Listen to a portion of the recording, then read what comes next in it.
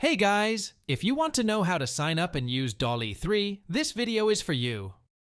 DALL-E 3 is the new version of DALL-E that has just released. It's probably the best free image generator AI at the moment. It uses GPT AI to generate images in just a few seconds, and it's probably the best MIDJOURNEY alternative.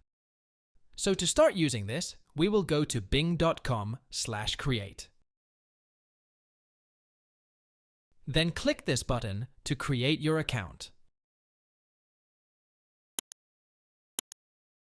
Now you need to log in with your Microsoft account. If you don't have one, you will need to create it. Let's click the Create One button. Enter your email, and now just fill your personal information.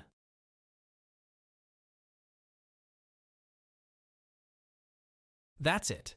Now just log in with your email and enter the login code they send to your mail.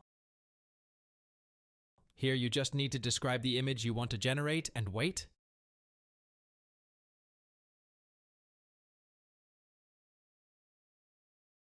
And it will automatically generate you 4 images which you can download.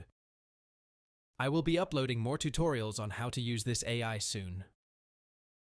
If this tutorial was helpful, don't forget to leave a like and subscribe. Thanks for watching.